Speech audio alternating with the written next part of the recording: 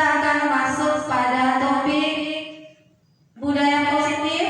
Salah satu tugas dari saya, Zelina Novitasari, sebagai CGP Angkatan 9 tingkat Kabupaten Pasaman dari SNPN 1 Mapan Tunggul Selatan.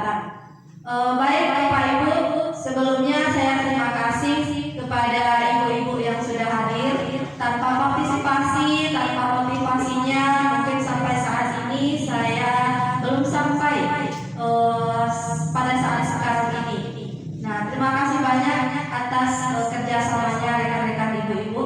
Baik, Bu Yuli, silakan lanjutkan.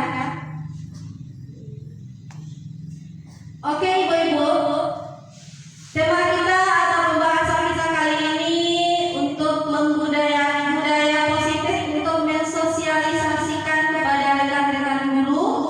Di sini ada pertanyaan pengantiknya. Nah, ibu-ibu, yang pertama, hukuman dapat mendisiplinkan anak. Setuju atau tidak, ibu-ibu? Setuju. Setuju semuanya? Oke, setuju. Kita lihat dulu. Yang nomor 2, pemberian hukuman dengan hal positif seperti membaca atau membersihkan halaman sekolah dapat meningkatkan kedisiplinan anak. Bagaimana kira-kira, ibu-ibu? Setuju juga. Yang ketiga, memberi penghargaan dapat meningkatkan motivasi belajar anak. Nah, ini betul atau tidaknya, benar atau tidaknya, nanti kita lihat lagi ibu-ibu ya. Silakan ibu. Adapun topik dalam pembahasan budaya positif kali ini ada 6 topik. Yang pertama, disiplin.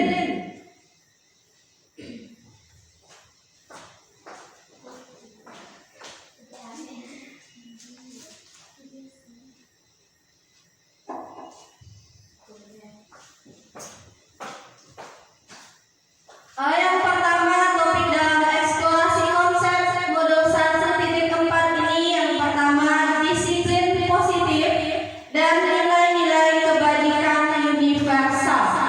Yang kedua, teori motivasi, hukuman dan penghargaan, restitusi. Yang ketiga, keyakinan kelas. Yang keempat, kebutuhan dasar manusia dan dunia berkualitas.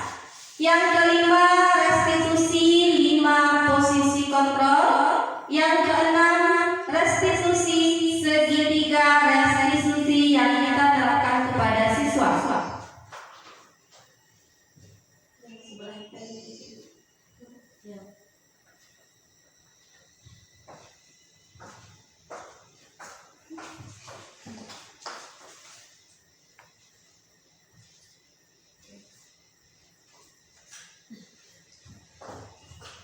Yang pertama, kita masuk disiplin positif dan nilai-nilai kebajikan universal.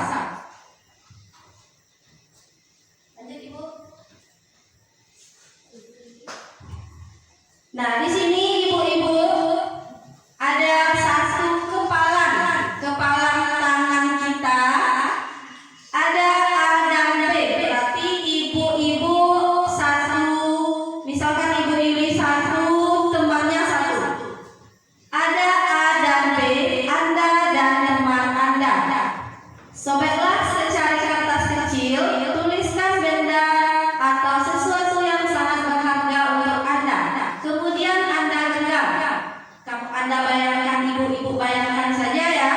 Kemudian teman Anda yang B akan mencoba dengan sekuat tenaga dengan berbagai cara untuk meminta Anda memberikan benda tersebut. Bisa dengan membujuk, bisa dengan merayu, sehingga ibu-ibu melepaskan kepalan tangan tadi. Nah, sekarang menurut ibu-ibu sendiri, yang sangat berharga ibu letakkan di kepalan tangan ibu. Apakah ibu mau membukanya dengan rayuan teman yang tadi, atau tetap menggenggam kepalan tangannya? Ada yang membuka, ada yang tidak. Yang sangat berharga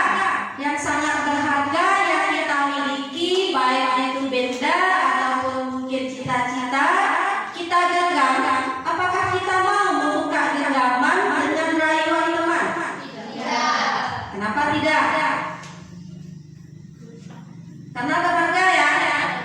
Kalau ditawar 2 miliar bagaimana? Mau membuka? Ditawar, silakan Bapak Ibu genggaman tangannya, saya tawar 2 miliar kalau Ibu mau membukanya. Bagaimana kira-kira? Tidak juga. Nah, iya Bapak Ibu, mungkin ada yang mau membuka, ada yang tidak mau membuka. Itu salah satunya posisi kontrol kita. Kita yang bisa mengontrol diri kita masing-masing. Mau kita buka atau tidak tergantung diri kita masing-masing, ya. Lanjut Ibu. Ilusi kontrol, teori kontrol.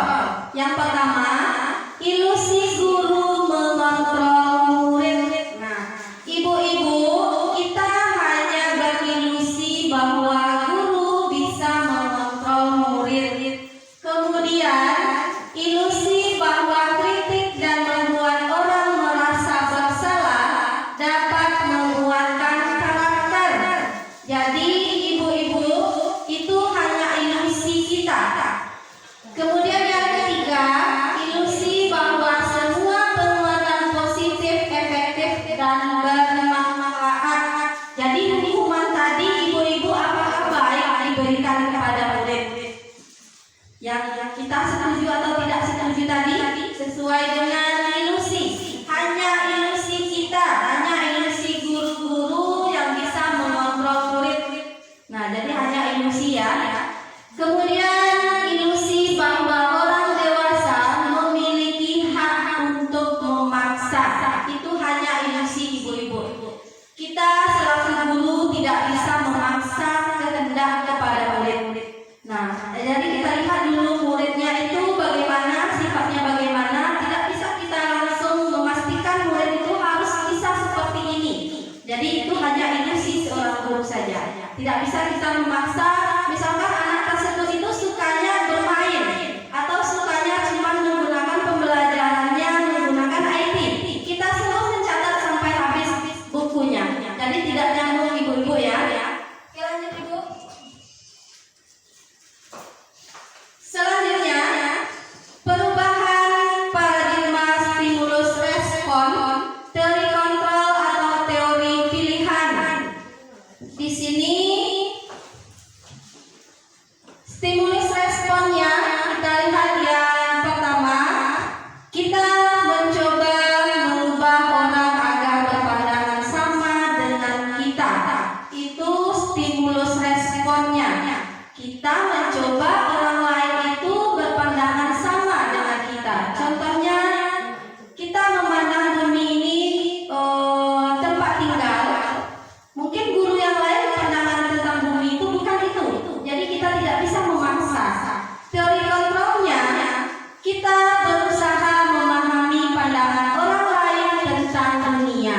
Jadi ibu-ibu, kita hanya bisa memahami pandangan dari teman-teman kita yang lain, baik itu guru, rekan sejawat ataupun murid-murid kita. Jadi kita tidak bisa mengubah pandangan orang tersebut terhadap sesuatu. Selanjutnya, perilaku buruk dilihat sebagai suatu kesalahan. Itu stimulus respon. Kita melihat anak-anak kita yang kurang semangat belajar, yang sering cabut, kita menganggap itu suatu kesalahan. Nah, teori kontrolnya atau pilihannya, semua perilaku memiliki tujuan. Perilaku anak kita itu baik dia jarang masuk atau sering keluar saat PBN, dia sebenarnya memiliki tujuan. Nah, jadi ibu-ibu, kita harus mencari tahu bagaimana posisi anak itu di rumah, bagaimana lingkungannya di sekolah, dan kita cari tahu bagaimana sifat dari anak tersebut. Selanjutnya, orang lain bisa mengontrol saya. Kemudian, untuk teori kontrolnya, hanya Anda yang bisa mengontrol diri Anda. Betul atau tidak ibu-ibu? Iya, hanya diri kita yang dapat mengontrol diri kita sendiri, tidak bisa orang lain. Pemaksaan ada pada saat bujukan gagal. Kemudian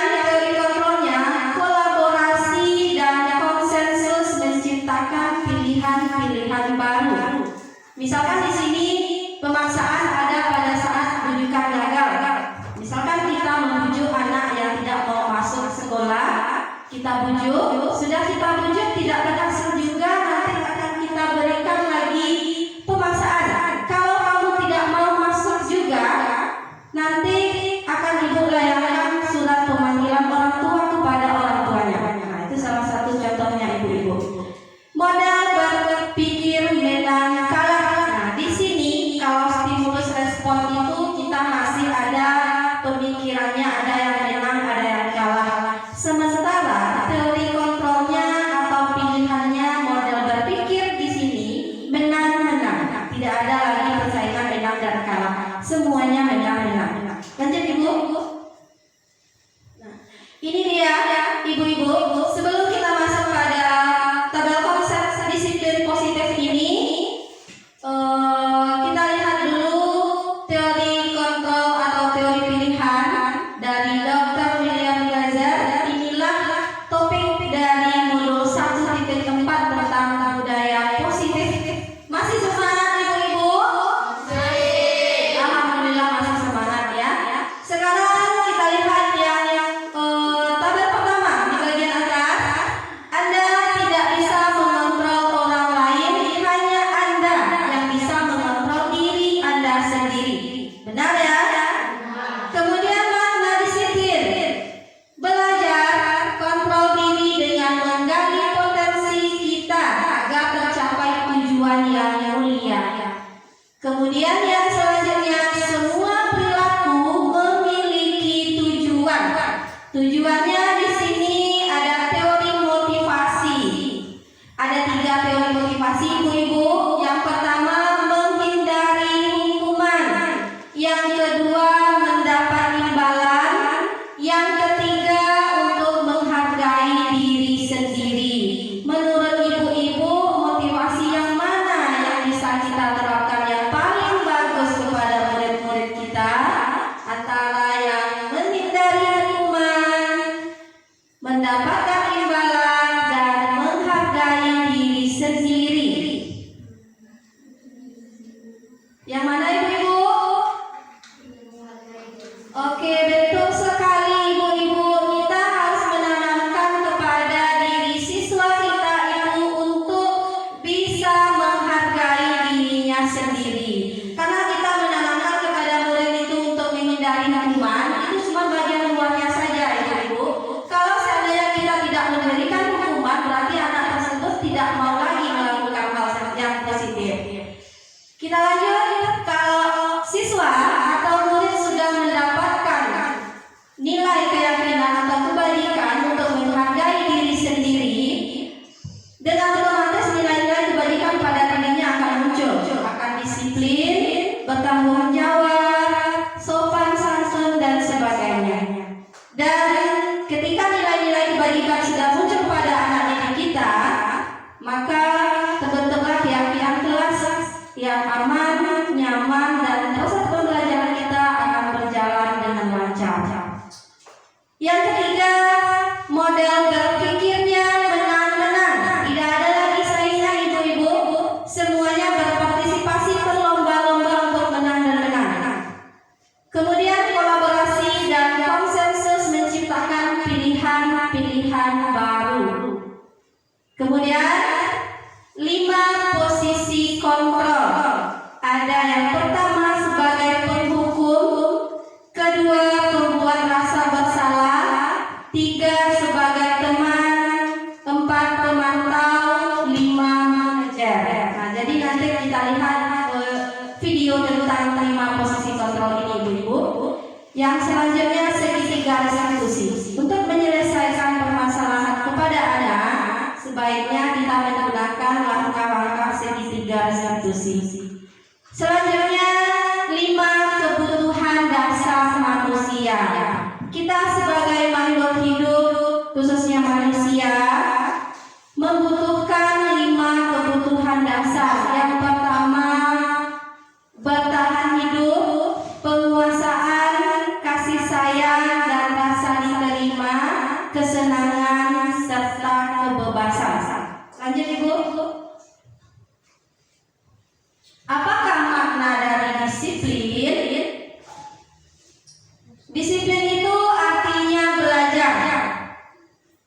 Namun, dalam budaya kita ini makna disiplin telah berubah menjadi sesuatu yang dilakukan seseorang pada orang lain untuk mendapatkan kepatuhan. Nah, kalau dia patuh, disiplin. Nah, jadi maknanya ke sana lari-lari. Sementara artinya belajar ya. Kemudian, kecenderungan umum adalah menghubungkan kata disiplin dengan ketidaknyamanan, bukan dengan apa yang kita hargai atau pencapaian suatu tujuan yang mulia.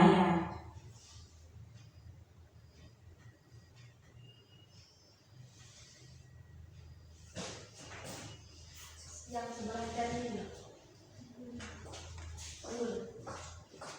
bisa dipotong ya. Kemudian kita lanjut ibu-ibu, nilai-nilai kebajikan universal. Nilai-nilai kebajikan adalah bersifat positif manusia yang merupakan tujuan mulia. Nah, di sini setiap perilaku atau perbuatan memiliki suatu tujuan. Yang kedua, dengan mengaitkan nilai-nilai kebajikan yang diyakini seseorang, maka nilai intrinsik anak tersebut atau pendidik sudah terbangun. Kemudian yang ketiga, nilai-nilai kebajikan yang ingin dicapai setiap anak Indonesia atau setiap anak didik. Kemudian nilai-nilai yang kebajikan itu sesuai dengan profil pelajar Pancasila. Apa saja ibu-ibu? Yang pertama beriman, ya, beriman bertakwa kepada Tuhan yang Maha Esa. Kedua mandiri, yang ketiga bernalar kritis, keempat berkebinekaan global, lima bergotong royong, enam kreatif.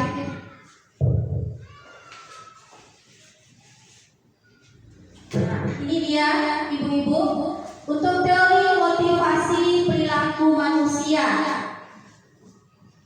Yang pertama, untuk menghindari ketidaknyamanan, itu tadi hukuman yang akan pernyataannya di sini apa yang akan terjadi apabila saya melakukan.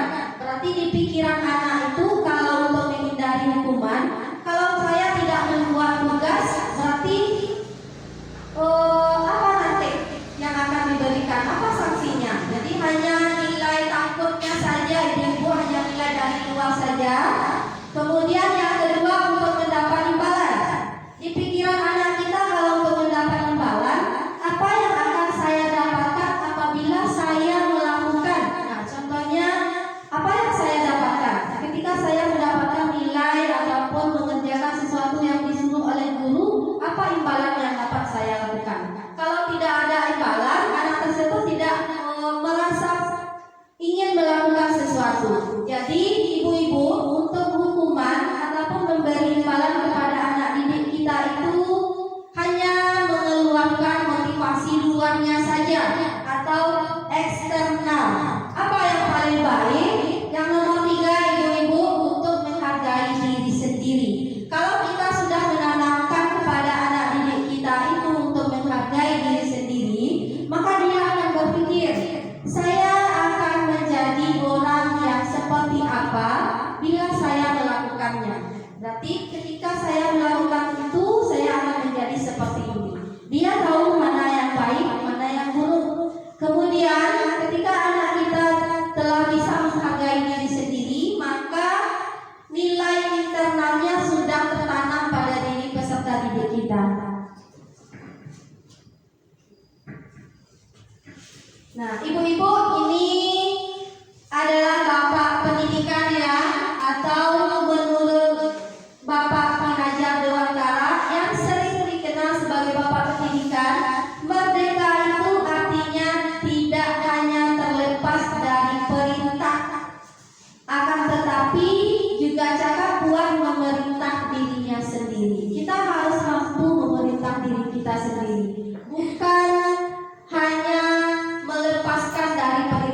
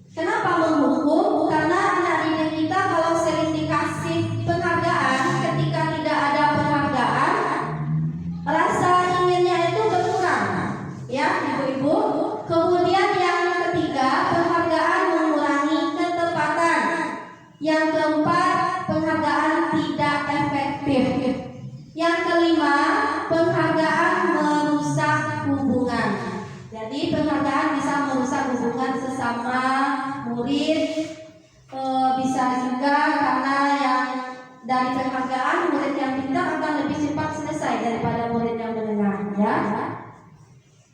Kemudian penghargaan menurunkan kualitas karena kita hanya menggali potensi luar anaknya saja. Penghargaan mematikan kreativitas, ya, karena di sini yang pintar akan merasa menang, yang cepat selesai, yang mudah memahami akan cepat mendapat nilai yang tinggi. Jadi kreativitas yang tidak memiliki kemampuan yang IQ-nya tinggi akan secara otomatis mundur, ya, tidak mengerjakan lagi karena berusaha pun dia yang lebih cepat selesai nanti anak yang pintar. Nah, jadi seperti itu ibu-ibu. Penghargaan mengurangi motivasi intrinsik, motivasi dari dalamnya akan kurang karena dia bekerja itu hanya untuk mendapatkan penghargaan dari gurunya. Bentuk program kebajikan apresiasi. Nah, di sini ibu-ibu kita perlu memberikan apresiasi kepada anak didik kita. Yang pertama, beri pengakuan secara khusus.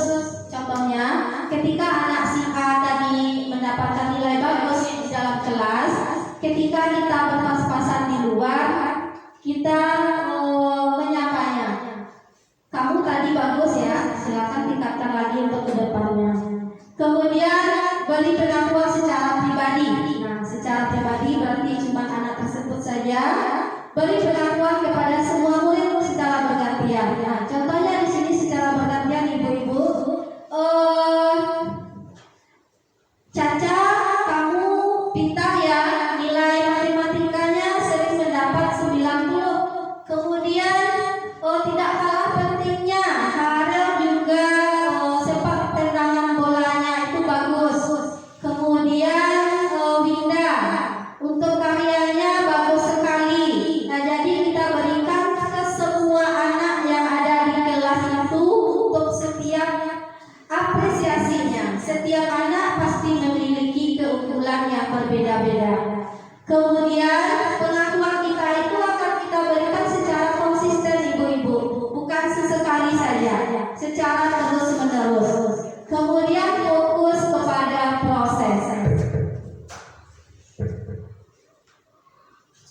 Nah, ini beberapa contoh ibu-ibu untuk pengakuan apresiasi kebajikan. Contoh yang pertama untuk pembukaannya, kemarin saya perhatikan. Kemudian nilai kebajikan yang munculnya rasa empatinya untuk memperhatikan siswa tersebut dan situasinya pada saat menolong murid baru di kelas kita. Berarti guru melihat anak didiknya membantu murid yang baru di kelasnya, rasa empati gurunya. Itu kira-kira ibu. Lanjut ibu Lili. Nah, ini dia ibu-ibu perbedaan hukuman dan konsekuensi. Yang pertama, sesuatu yang menyakitkan harus terjadi, itu hukuman. Hukuman kalau diberikan, mau tidak mau peserta didik kita harus menerima. Iya atau tidak ibu-ibu? Iya, harus menerima. Berarti sesuatu yang menyakitkan kepada anak didik kita itu harus terjadi. Kemudian konsekuensi, sesuatu harus terjadi. Nah, contohnya ketika ada air di meja ibu-ibu, kemudian tersenggol kepada anak atau tersenggol oleh anak didik kita, otomatis anak didik itu akan membersihkan airnya ya, air yang tumpah. Itu konsekuensi. Kemudian yang kedua, membuat anak sakit baik fisiknya ataupun hatinya, karena seseorang anak itu belum tentu menerima hukuman itu dengan setulus hati. Ya, misalkan ada anak didik kita terlambat, ayo yang terlambat kita pergi ke WC, bersihkan dulu WC-nya. Jadi di sini mungkin beberapa siswa bisa menerima karena dia sudah berbuat salah, tetapi ada beberapa siswa tidak menerima dengan hukumannya karena terlambat, kenapa membersihkan WC dan sebagainya. Jadi akan membuat rasa sakit kepada si anak baik itu fisik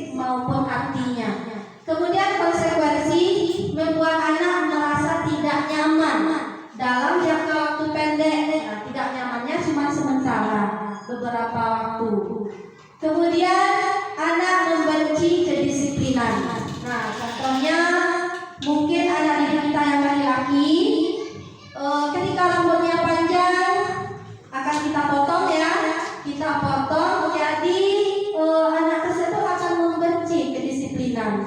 Kenapa harus dipotong? Nah, sementara peraturan sekolah kita ukuran rambutnya yang di bagian samping 1, yang di atas 2 cm. Kemudian anak menghargai disiplin. Selanjutnya mendorong anak menyakiti diri sendiri. Anak akan menyakiti diri sendiri karena hukuman. Sementara konsekuensi konsep diri yang baik, ya. Selanjutnya hukuman akan menimbulkan rasa marah, rasa bersalah, dipermalukan, merasa tidak dihargai. Sementara konsekuensi kehilangan hak, dibuat tidak nyaman, diasingkan untuk sementara saja, Ibu. Lanjut Ibu Yuli. Nah, Ibu-ibu, silakan Ibu baca. Di sini ada beberapa tindakan guru ya. Apakah di sana termasuk hukuman atau termasuk konsekuensi? Jelas tulisannya Ibu-ibu? Jelas. Silakan Ibu-ibu baca, nanti akan kita lihat jawabannya. Berapa kita yang betul?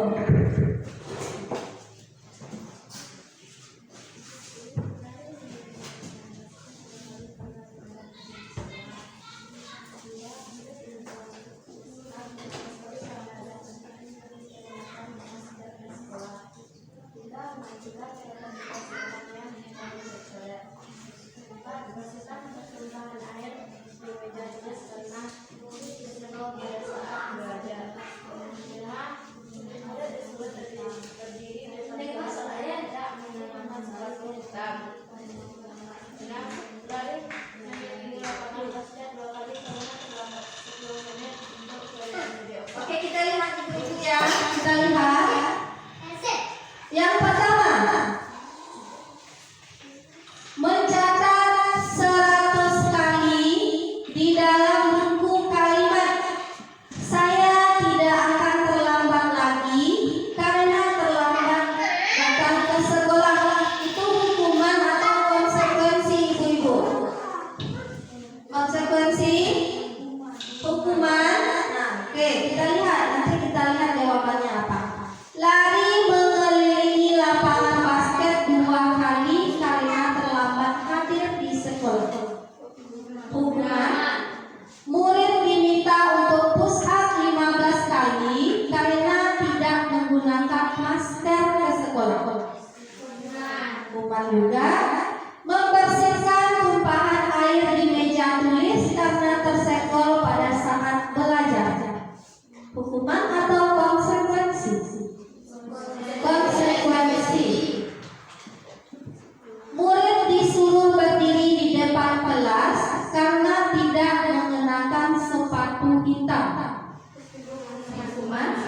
Lari mengelilingi lapangan basket 2 kali karena terlambat 10 menit untuk pelajaran PJOK. Oke, baik Ibu Yuli, kita lihat jawabannya.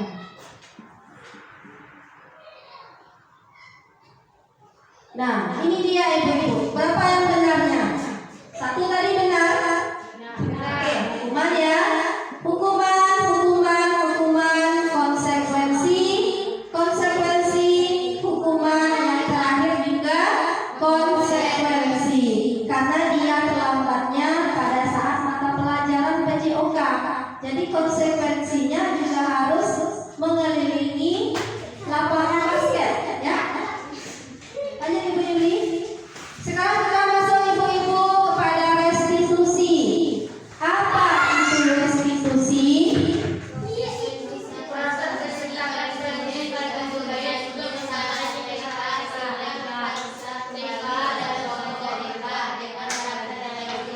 Ya, restitusi itu adalah proses di mana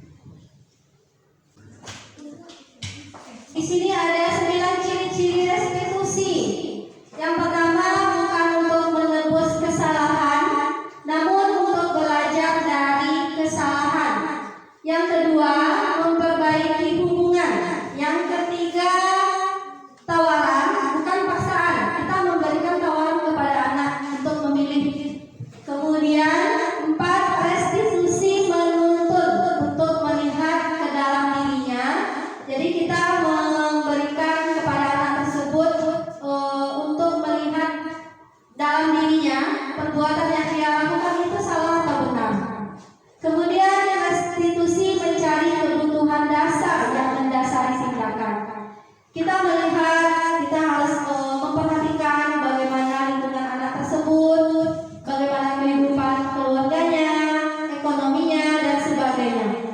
Kemudian restitusi adalah cara yang paling baik. Kemudian restitusi fokus pada karakter bukan tindakan. Berarti karakter yang dituntut di sini ibu-ibu. Restitusi fokus pada solusi. Kita memberikan restitusi kepada anak dan anak akan mencari solusi sendiri untuk menyelesaikan masalahnya sendiri. Kemudian yang 9, restitusi mengembalikan murid yang berbuat salah pada kelompoknya. Dia bisa kembali kepada kelompoknya dengan penyelesaian masalah yang sudah diselesaikannya sendiri. Lanjut ibu-ibu. Ini adalah identitas gagal ibu-ibu dan identitas sukses, di mana yang gagal itu ketika kita memberikan hukuman. Nih, contohnya sesuatu yang menyakitkan harus terjadi. Berarti anak tersebut mau tidak mau dia harus melakukan karena itu hukuman. Itu adalah identitas gagal ibu-ibu ya. Identitas sukses disiplin ada 2, konsekuensi dan restitusi. Mana yang bagus ibu-ibu? Kita memberikan konsekuensi atau menerapkan restitusi kepada anak didik kita? Konsekuensi atau restitusi? Konsekuensinya di sini ibu-ibu, sesuatu harus terjadi. Kalau restitusi merupakan pilihan, mana yang bagus menurut ibu-ibu? Restitusi. Kita bagus menerapkan restitusi untuk menyelesaikan permasalahan pada anak didik kita. Yang kedua, tidak nyaman untuk murid atau anak untuk jangka waktu panjang hukuman. Contohnya saja, bagi anak yang tidak mau membuat tugas, kita sebagai guru meminta murid tersebut untuk berdiri di kelas. Jadi dia akan malu ibu-ibu ya. Nah jadi untuk malunya itu dalam jangka waktu panjang. Sementara konsekuensi korban bisa diabaikan. Nah, yang restitusi korban mendapat ganti. Nah itu dia. Jadi sampai yang terakhir, murid atau anak membenci peraturan itu hukuman. Makanya dia bersifat identitasnya negatif atau gagal. Kemudian konsekuensi itu sifatnya netral. Murid atau anak menghormati peraturan, dia menghormati peraturan. Sedangkan yang bersifat positif yaitu restitusi, murid atau anak menghargai dirinya dan orang lain. Berarti ibu-ibu, kita harus menerapkan restitusi kepada anak didik kita supaya anak didik kita bisa menghormati dirinya dan orang lain. Lanjut ibu-ibu. Sekarang kita masuk kepada keyakinan kelas.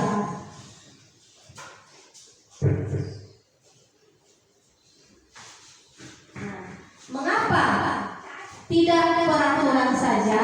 Mengapa harus keyakinan kelas? Menurut ibu-ibu, mengapa tidak peraturan saja? Kalau peraturan pasti ada pelanggaran, ya.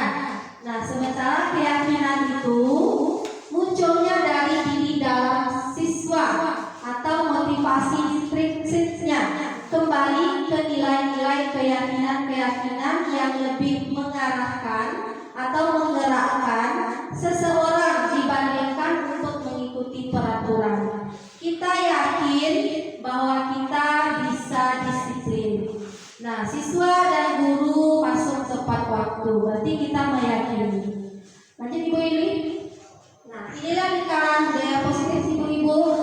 Budaya positif maka akan terbentuk atau lingkungannya juga positif dan keyakinan kelasnya terbentuk dari kesepakatan kelas dan siswa bersama, dan peraturan kelasnya berubah menjadi kesepakatan kelas. Nah, sekarang kita baca lagi ibu-ibu. Di sini ada peraturan atau kesepakatan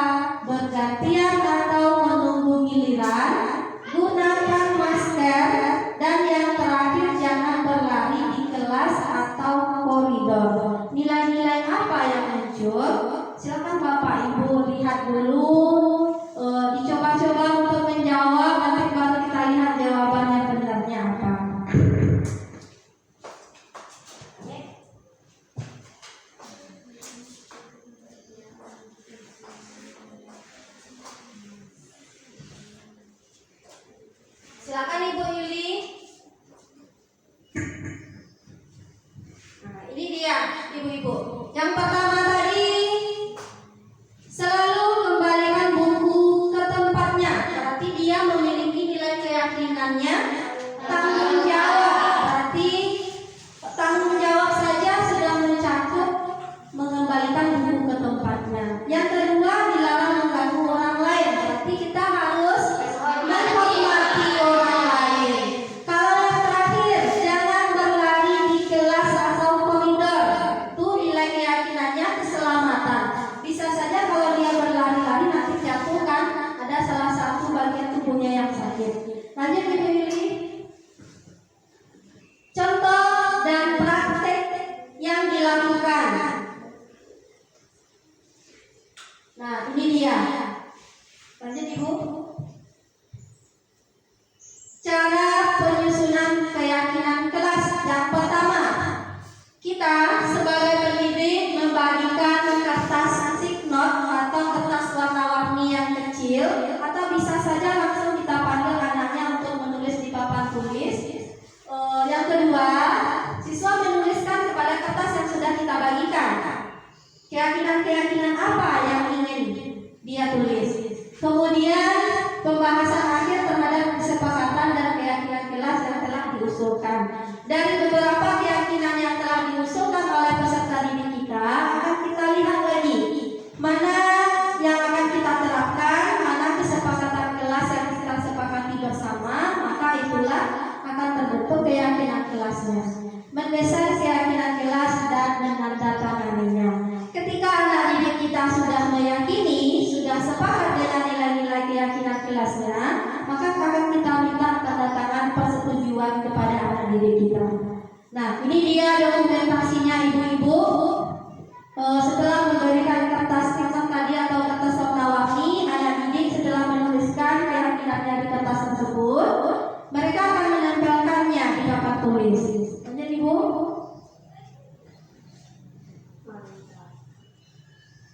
Sekarang kita lanjut kebutuhan dasar manusia dan dunia berkualitas. Ini dia, ibu-ibu, kita harus menyadari bahwa seorang manusia memiliki kebutuhan dasar. Yang pertamanya bertahan hidup, setelah itu rasa kasih sayang, rasa diterima di kelompok tersebut. Kemudian kesenangan, dia merasa senang ketika berada di lingkungan tersebut. Kebebasan di suatu kelompok, misalkan di kelasnya, dan penguasaan di kelasnya. Jadi setiap manusia harus memiliki kelima kebutuhan dasar ini. Lanjut Ibu Yuni.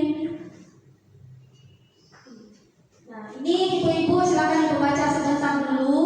Tindakan atau kebutuhan. Ibu guru tidak menyapaku hari ini, padahal aku pakai jepit rambut baru. Itu kebutuhan apa di anak didik kita? Apakah rasa kasih sayang, rasa dihargai, kebutuhannya? Rasa kasih sayang, ya. Aku bosan, masa belajarnya cuma gitu-gitu aja, dengerin ibu guru aja. Itu apa kira-kira kebutuhan yang tidak terpenuhi? Oke, dihormati mungkin, ada kebebasan. Lanjut ketiga, ibu-ibu. Apa kira-kira? Aku sebel, gambarku tidak rapi. Malah ibu guru nunjukin ke teman-temanku di depan kelas. Nah, kemudian aku merasa bangga dan keren bisa mengendarai sepeda motor. Oke, Bu Yudi silakan kita lihat jawabannya. Nah, ini dia ibu-ibu.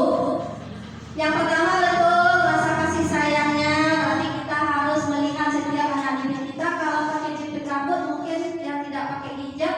Oh, jepit rambut kamu bagus ya nak. Itu rasa kasih sayangnya. Kemudian yang kedua kebebasannya. Dia bosan gitu-gitu aja. Kemudian yang ketiga penguasaannya. Yang keempat juga penguasaan. Bangga karena sudah bisa mengendarai sepeda motor. Selanjutnya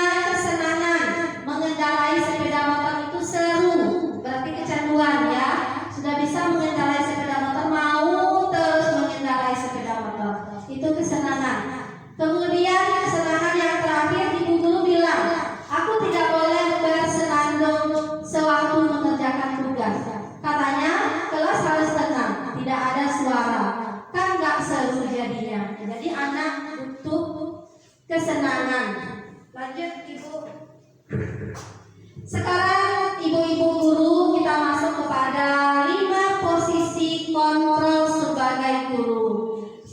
Nah, ini dia ibu-ibu 5 posisi kontrolnya.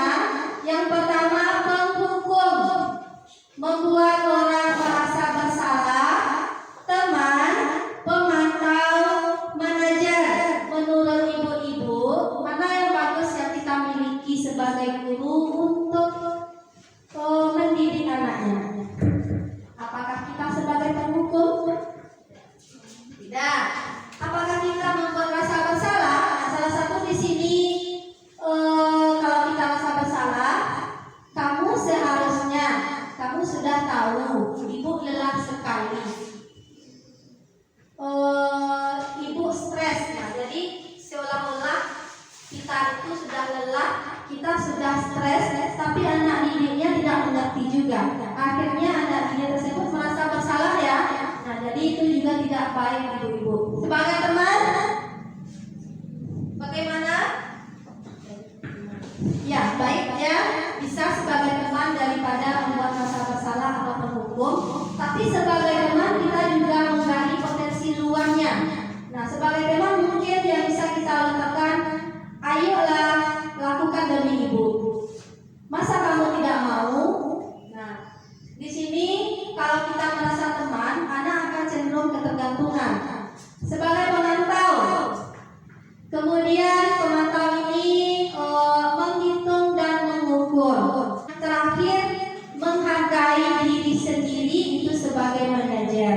Jadi ibu-ibu seharusnya, sebaiknya kita sebagai guru harus menerapkan posisi manajer untuk mendidik peserta didik. Lanjut ibu. Nah, ini dia.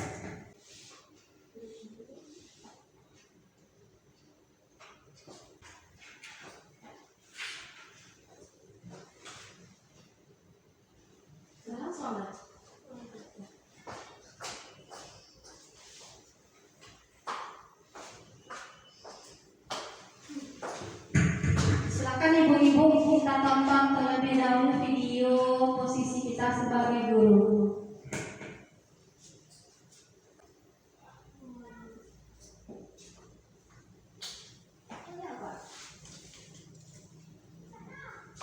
Kita tonton saja ya.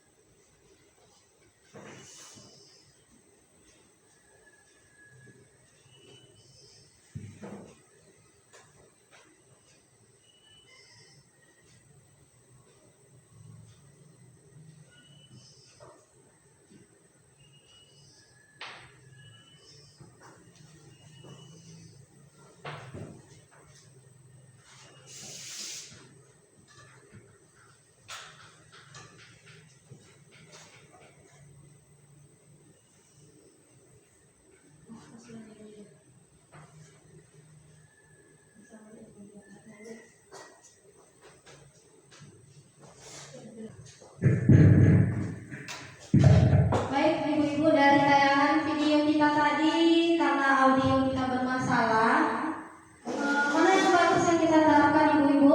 Posisi kita sebagai guru, apakah sebagai penghukum, pembuat rasa bersalah, pemantau, yang keempat apa tadi ibu-ibu? Ya, kemudian yang kelima sebagai manajer. Nah, kira-kira ibu-ibu yang mana yang baik kita terapkan kepada anak didik kita? Posisi kita sebagai manajer, ya. Oke Ibu Yuli, silakan lanjutkan.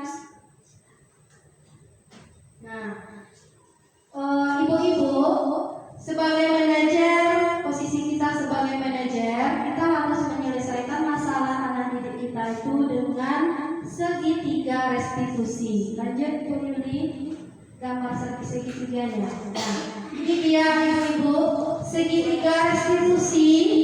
Yang pertama, kita stabilkan identitas anak didik kita terlebih dahulu, baru kemudian kita validasi kebutuhan anak didik kita.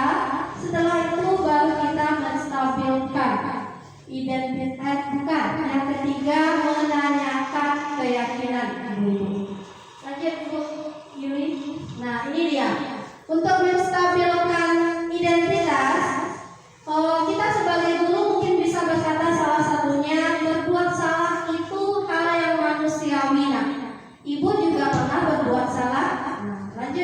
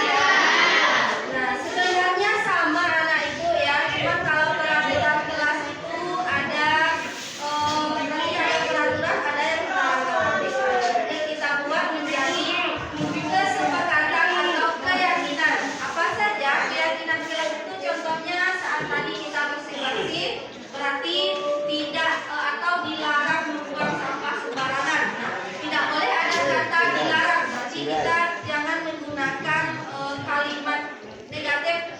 Jadi anak ibu buat contohnya, misalkan kalau keyakinan kelas itu kami saling menyayangi, kami siswa dan guru masuk tepat waktu. Tidak ada kata negatifnya. Anak ibu paham kira-kira? Sekarang akan ibu bagikan kertas stiker ini yang kertas warna-warni. Silakan Ananda tuangkan keyakinan kelas Ananda masing-masing di kertas ini, nanti kita tempelkan di papan tulis. Ya.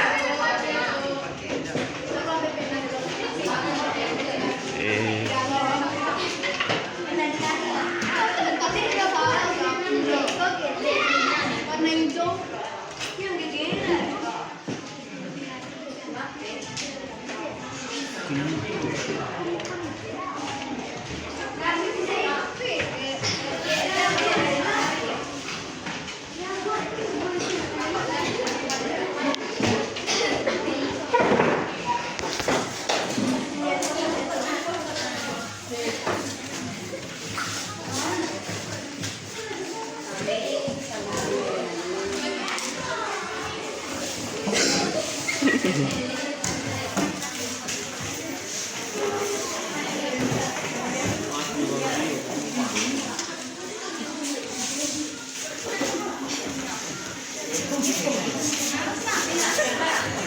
Silakan Ananda tulis di kertas stikernya apa yang ingin.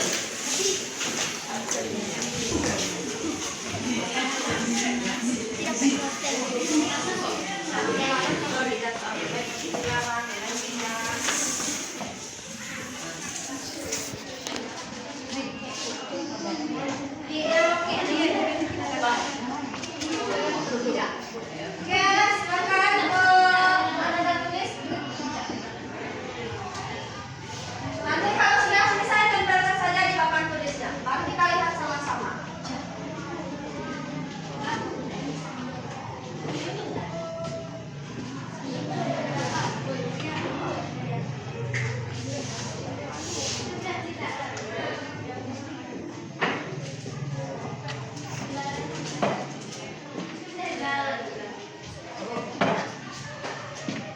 Tadi Ibu contohkan kan kalau larang membuang sampah berarti kami menjaga kebersihan sekolah.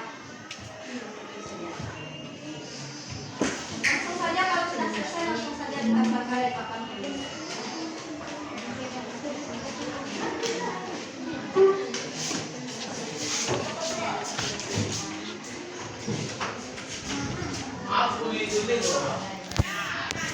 Aman udah aman.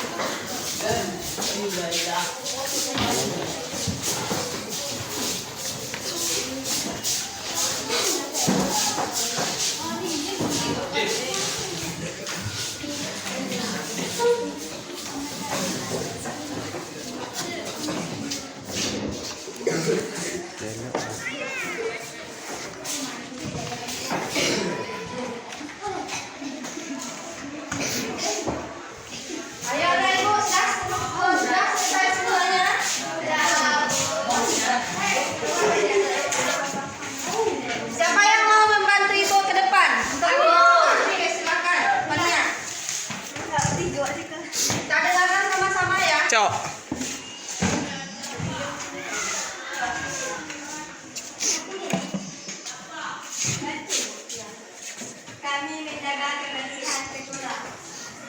Kami saling menghargai satu sama lain. Kami menjaga kebersihan kelas. Menjaga kekompakan sekolah. Datang tepat waktu. Datang tepat waktu. Selalu pada tempatnya. Kami senang belajar dengan kami saling menjaga kebersihan kelas. Menjaga kebersihan sekolah. Kami menjaga kebersihan kelas. Tidak boleh datang terlambat. Menjaga kebersihan kelas. Kami saling menyayangi satu sama lain. Kami saling menghargai guru.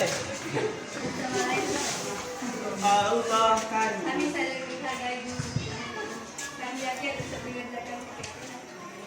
Dalam berapa dan tidak sekolah.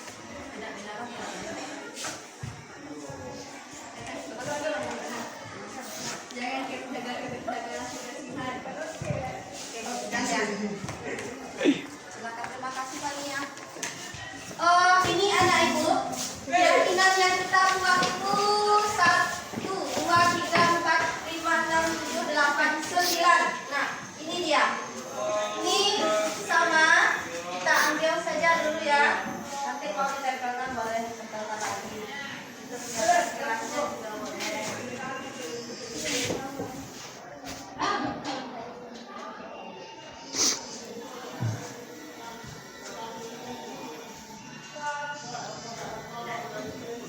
Nah, anak ibu, kita sepakat kalau untuk keyakinan kelas itu tidak ada kata negatifnya.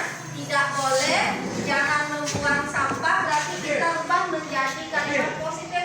Misalkan jangan membuang sampah itu berarti kita menjaga kebersihan. Kita baca keyakinan kelas kita yang pertama. Kami menjaga kebersihan sekolah. Berarti kita yakin kita akan menjaga keyakinan kebersihan sekolah. Kemudian kami saling menghargai satu sama lain. Kita di lokal ini harus saling menghormati satu sama lain. Kemudian yang ketiga, kami menjaga kebersihan kelas. Kelas kita berarti ya. 4, menjaga kekompakan sekolah. Berarti sama dengan saling menghargai tadi. Datang tepat waktu, disiplin. Kemudian kami senang belajar dengan pelajaran prakarya. Oke, bahagia rasa gembira. Kami saling menyayangi. Kami menghargai guru. Kami yakin untuk mengerjakan piket kelas. Sepakat ini keyakinan kelas kita? Ya.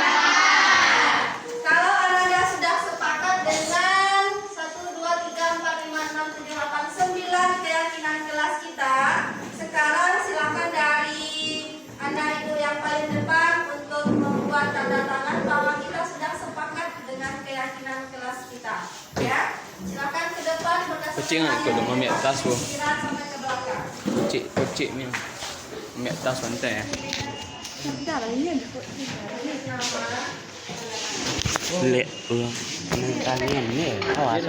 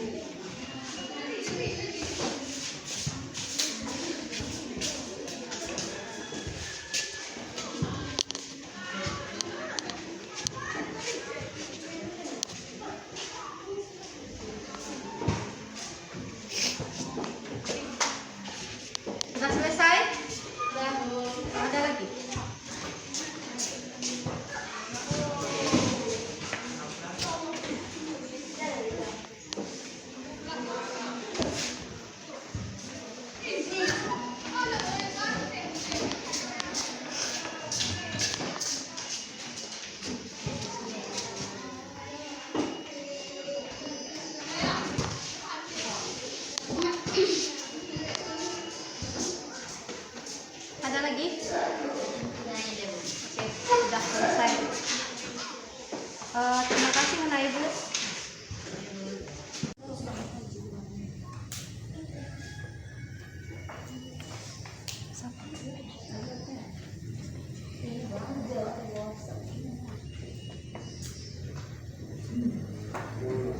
Assalamualaikum warahmatullahi wabarakatuh. Saya Fatania Zikroh dari kelas 81 merasa senang dan bahagia dengan keyakinan kelas. Assalamualaikum warahmatullahi wabarakatuh. Nama saya Siti Salwa dari kelas 81. Saya merasa nyaman dan tenang atas keyakinan kelas. Assalamualaikum warahmatullahi wabarakatuh. Saya Faizal Lutfia dari kelas 81 ingin menyenangkan dan nyaman.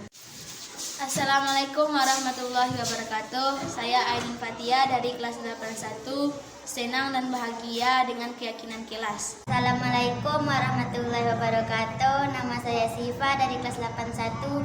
Saya bahagia dan senang.